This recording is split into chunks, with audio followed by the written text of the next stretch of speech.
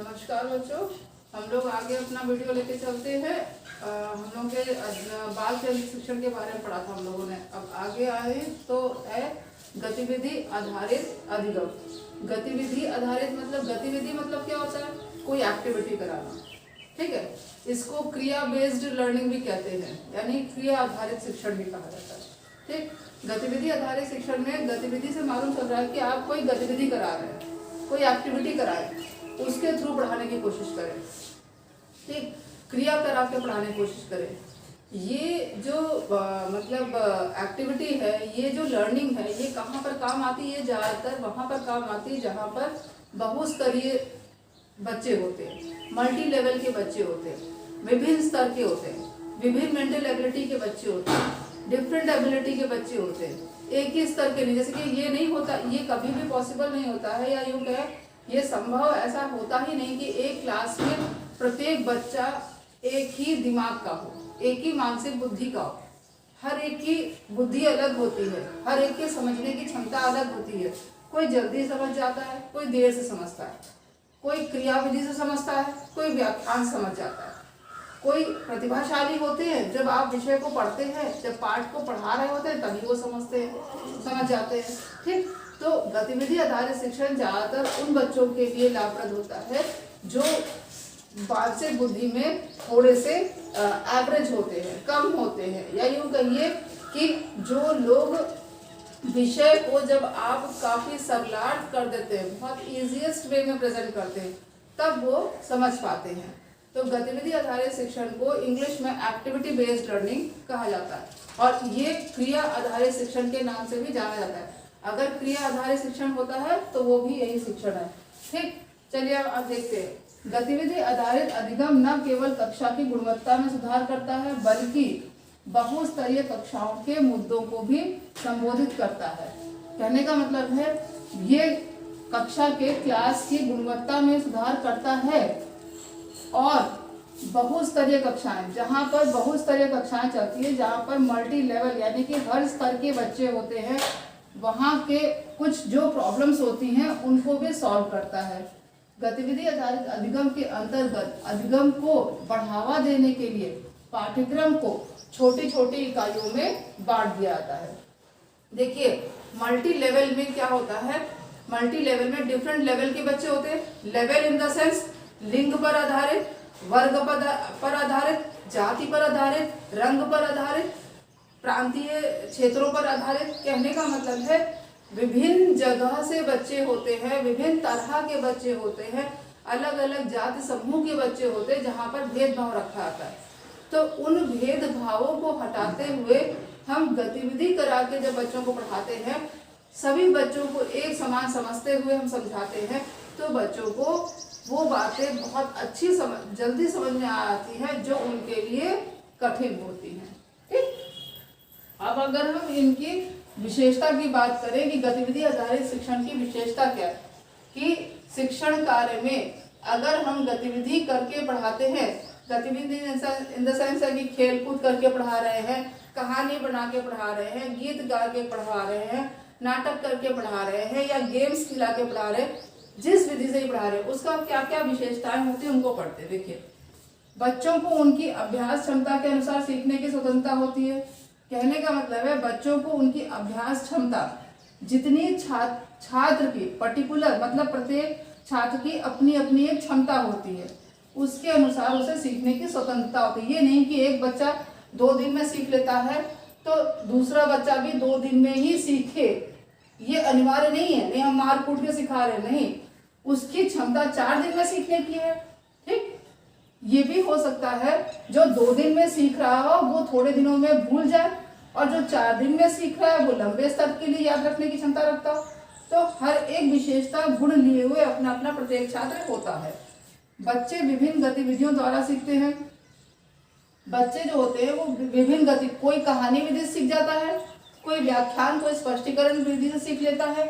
तो जिस आप विधि से पढ़ाना चाहते हैं जरूरी नहीं कि प्रत्येक छात्र वही विधि से सीख रहा हो, ठीक। तो विभिन्न विधियों का जब हम गतिविधियों का जब हम यूज करते हैं तो छात्र बहुत आराम से सीख लेते हैं।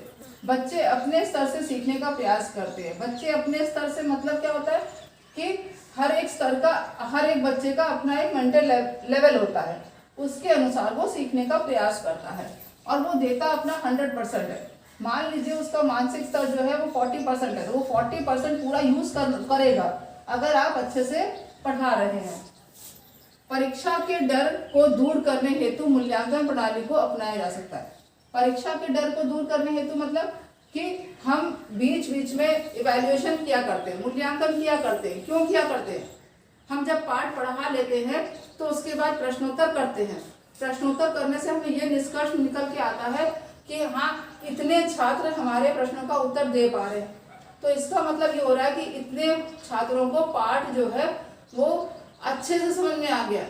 और उसके बाद हम रिकॉल करते, एक पुनरावृत्ति पेश करते हैं, जहां पर चैप्टर को फिर से हम एक रिवाइज तौर पर बता देते हैं।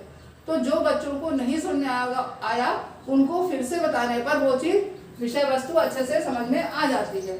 ठीक, तो इससे क्या होता है, जो बच्चों का परीक्षा का भय होता है कि हाँ देखो वो बच्चा तो फटाफट जवाब दे दिया, उसके अच्छे नंबर आएंगे, हमको याद नहीं हो रहा तो हमारे नंबर अच्छे नहीं आएंगे, तो उसको समझाने की दूसरी विधि का हम प्रयोग कर लेते हैं। बच्चों के स्कूल बैग का बोझ बहुत हद तक दूर किया जा सकता है। अगर हम गतिविधि के द्वारा पढ़ा रहे हैं, कुछ चीज़ों को हम एक्टिविटी बेस करके पढ़ा रहे हैं, तो बच्चे को ज़्यादा बुक वर्क नहीं करना पड़ता है, नोटबुक्स मोटी मोटी नहीं उठानी पड़ती हैं। लेखन क्रिया से ज़्यादा हम गतिविधि के द्वारा पढ़ाते तो बच्चे को स्थायी स्मृति बन के रह जाता है, यानी कि लंबे समय तक उसको याद रहता है। बच्चों के स्कूल बैग को कम करना, फिर बच्चों के लिए अभ्यास करने हेतु बहुत अवसर उपलब्ध होते हैं। बच्चों को अभ्यास करने हेतु बहुत अवसर उपलब्ध होते हैं, कहने का मतलब है कि आपके विद्यालय में खेलकूद प्रतियोगिता होती है, वाद विवाद प्रतियोगिता कराई जाती है, और भी बहुत तरह के कॉम्पिटिशन्स रखे जाते हैं। ड्राइंग कॉम्पिटिशन रखा जाता है, ऐसे कॉम्पिटिशन रखा जाता है, डिबेट कॉम्पिटिशन हो जाता है, भाषण प्रतियोगिता होती है, कई प्रकार की प्रतियोगिताएं कराते हैं, कॉम्पिटिशन्स कराते हैं। तो उनमें हम बच्चों को मतलब क्या बोलते हैं, ऊर्जा प्रदान करवाते हैं कि हाँ आप पार्टिसिपेट करिए। ये नहीं कि हाँ वो कुछ बोलने की कोशिश करता है और हम लोग उसको डांटते हैं कि नहीं आप अच्छा नहीं बोलोगे, हमारे स्कूल का नाम खराब हो जाएगा, तो आप पार्टिसिपेट मत करो। नहीं, बच्चों का उत्साह वर्धन करना चाहिए, जहाँ पर बच्चा बोलने का प्रयास करता है, अवसर प्रदान होते हैं इसी प्रकार के, और वो बोलने की कोशिश करता है। और इस तरीके से गतिविधि जब हम करवाते हैं तो बच्चे के अंदर के हुनर जो होते हैं वो निकल कर आते हैं, जिससे बच्चा खुद जानता है कि हाँ हमारे अंदर ये खूबी है। और जब वो अपनी एबिलिटी को जान जाता है तो वो ऊर्जावान हो जाता है और शिक्षा के प्रति वो रुचि दिखाने लगता है। तो इसी से जुड़ा हमारा अगला भी आएगा अभी। अब हम प्रकारों की बात करें तो गतिविधि आधारित शिक्षण के प्रकार कितने होते हैं? 3 प्रकार होते हैं।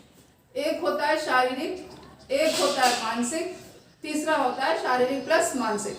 देखिए, पहला है शारीरिक गतिविधि, फिर है मानसिक गतिविधि, फिर शारीरिक प्लस मानसिक गतिविधि। शारीरिक गतिविधि क्या होती है कि कदम ताल कराना, हाथ पैर हिलाना, ठीक, जैसा सामने वाला कह रहा कर रहा है, सामने एक छात्र बैठा दिया, एक लीडर अपॉइंट किया गया, वो जैसा कर रहा है वैसा बच्चे कर रहे हैं, उसको देख देख के अगर उसने गलत किया तो सभी छात्रों ने भी वही मूवमेंट कर दिया, तो ये हो जाता है शारीरिक गतिविधि।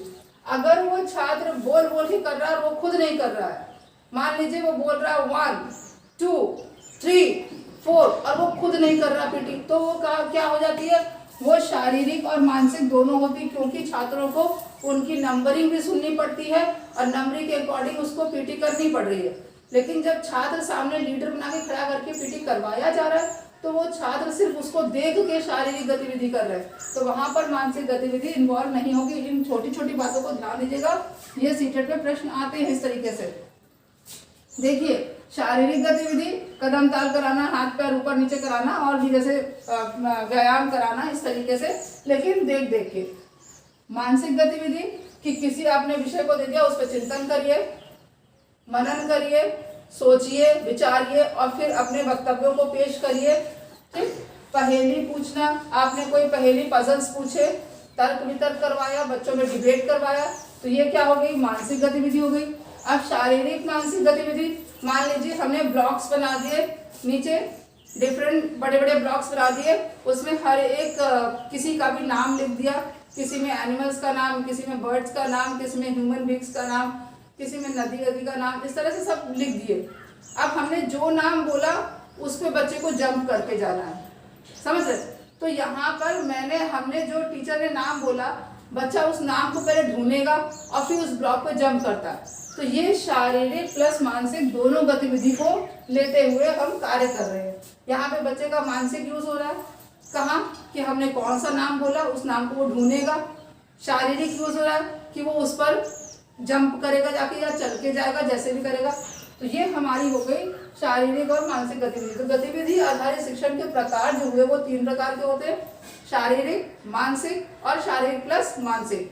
ठीक, छोटी चीज है मगर बारीक है, ध्यान दीजिएगा। गतिविधि आधारित शिक्षण को क्रिया आधारित शिक्षण भी कहा जाता है, लर्निंग कहा जाता है, अधिगम कहा जाता है। अब हम अगले पर आते हैं अपने शिक्षण पर, जो है रुचिपूर्ण शिक्षण। रुचिपूर्ण शिक्षण में क्या है कि रुचिपूर्ण शिक्षण कि हम प्रत्येक छात्र की रुचि को लेते हुए, प्रत्येक छात्र के इंटरेस्ट को लेते हुए, कि देखिए जरूरी नहीं कि जो एक चीज एक छात्र को पसंद है वही दूसरे छात्र को वही दूसरे छात्र को भी पसंद हो, ये जरूरी नहीं है। हर एक की इच्छा, हर एक की रुचि डिफरेंट होती है, अलग होती है। तो रुचि आधारित शिक्षण में होता है कि हम पाठ को, यानी कि जो हमें पढ़ाना है उसको मिड में रखते हुए, उसको और बालक को हम रख रहे हैं, बालक को बीच में रखते हैं, उसके अकॉर्डिंग हम पाठ्य वस्तु को रखते हैं और उसके अनुसार, यानी कि बालक के अनुसार पाठ्य वस्तु का हम प्रस्तुतिकरण करते हैं जितना सरल हो सके।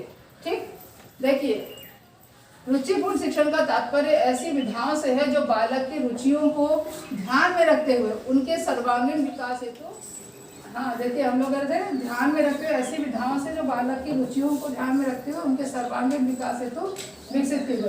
व्यक्तिगत भिन्नता के कारण प्रत्येक छात्र की रुचि भिन्न होती है। देखिए हर एक छात्र में अपनी अपनी एबिलिटी, अपनी अपनी खूबियाँ होती हैं, अपनी अपनी कमियाँ होती हैं। तो इसी प्रकार से उनके इंटरेस्ट भी अलग अलग होते हैं। रुचि एक मानसिक संवेग है। रुचि देखिए क्वेश्चन आता है ये, रुचि कैसा संवेग है? रुचि एक मानसिक संवेग है, क्योंकि हमारा देखिए रुचि जो होती है वो बदलती भी है, ये जन्मजात भी होती है और परिवर्तित भी होती है, अर्जित भी होती है। आज हमारा इंटरेस्ट इसमें है, कल हमने देखा कि किसी और ने कुछ और लिया है, उससे उसको बेनिफिट ज़्यादा मिला तो हमारा इंटरेस्ट उसमें चला गया।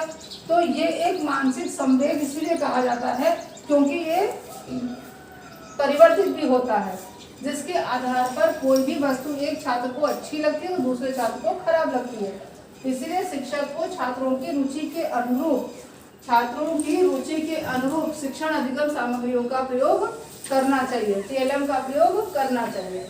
अब अगर हम विशेषताओं की बात करते हैं तो छात्रों की आंतरिक शक्तियों का विकास करना, हम रुचि के अकॉर्डिंग पढ़ाते हैं, TLM को यूज करके, शिक्षण अधिगम सामग्रियों को यूज करके पढ़ाते हैं, तो सिर्फ उसका कारण यही होता है कि हम छात्रों की आंतरिक शक्तियाँ, जो उनकी इंटरनल एबिलिटीज हैं, उनको हम वार्म अप करते हैं, जागरूक करते हैं कि हाँ उनको ये कार्य भी आता है।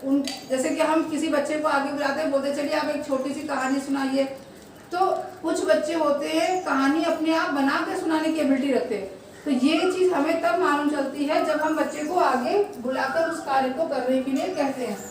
शिक्षण कार्य को रोचक बनाना, रुचिपूर्ण शिक्षण में हम जिन भी चीज़ों को यूज़ करते हैं रुचिपूर्ण बनाने के लिए, जॉयफुल बनाने के लिए, तो उसके लिए हम क्यों करते हैं? क्यों हम अपने कार्य को रोचक बनाना चाहते हैं। छात्र करके सीखने की प्रवृत्ति से प्रेरित होता है। हम कोई चीज़ करके सिखवाते हैं, कोई गतिविधि करवाते हैं, मान लीजिए हम नाट्यशाला को कुछ करवा रहे हैं, छोटा सा नुक्कड़ नाटक टाइप का करवा रहे हैं, कोई कहानी सुना रहे हैं, उसमें हमने रोल प्ले सबके बना दिया कि तुम ये बने तुम वो बने, जब तुम्हारी बारी आए इस कैरेक्टर की, इस पात्र की बारी आएगी तो आप बोलोगे इस पात्र की बारी आएगी। तो इससे क्या होता है, सारे स्टूडेंट्स अलर्ट और एक्टिव रहते हैं। ठीक, तो इससे वो कुछ सीखते हैं इस प्रवृत्ति से। उबाऊ एवं अनाकर्षक वातावरण, जो भी कक्षा में उबाऊ और अनाकर्षक वातावरण हो उसको हटाकर हम रोचक वातावरण को उत्पन्न करते हैं। जैसे मान लीजिए हम डेली रूटीन में खाली पाठ्य पुस्तक को या टेक्स्ट बुक को हम रीडिंग करवाते हैं। चलिए पढ़िए, एक बच्चा वहाँ बैठा दिया, नेक्स्ट पैराग्राफ दूसरा बच्चा, नेक्स्ट पैराग्राफ तीसरा बच्चा, तो ये डेली एक्टिविटी कराते हैं, बहुत बोर होती है। तो इसको हटाकर हम कुछ एक्टिविटीज, गतिविधियाँ, कुछ क्या कहते हैं, हम चीज़ों को बदलते रहते हैं जो पढ़ाने के ढंग को अपने, इससे क्या होता है, वातावरण जो होता है, एटमॉस्फेयर जो होता है वो इंटरेस्टिंग बना रहता है। TLM का यूज करके शिक्षण कार्य को रोचक बनाना। जो भी आप शिक्षण अधिगम सामग्री है, मॉडल, चित्र, जो भी आप यूज करते हैं वो सिर्फ इसलिए यूज करते हैं क्योंकि आप अपनी पाठ्य वस्तु को रोचक, इंटरेस्टिंग बनाने की कोशिश में हैं, ताकि छात्र जो है वो जल्दी समझ सके। अब अगर हम क्रियाविधि की बात करें कि रुचिपूर्ण किस तरीके से बनाते हैं, इंटरेस्टिंग, जॉयफुल किस तरीके से बनाते हैं, तो गीत कविता के द्वारा, कहानी चित्रण के द्वारा, खेल के द्वारा, नाटक, भ्रमण, बच्चों को घुमा फिरा के, पहेली पूछकर, पजल्स गेम करके, वार्तालाप बच्चों से करके, वार्तालाप करते हैं तो बच्चों से खुद ही उसका रिजल्ट पूछते हैं कि इसका क्या होगा, इसका नतीजा क्या होगा। विभिन्न वस्तुओं का प्रयोग करते हैं, डिफरेंट जो चीज़ें होती हैं उस पार्ट से जुड़ी आप उनका यूज करते हैं, सिर्फ इसीलिए कि बच्चा उसको इंटरेस्टिंग हमारी थी। अब आगे लेके दूसरी आएंगे हम, तो ये हो गई जॉयफुल, रुचिपूर्ण जिसे कहते हैं।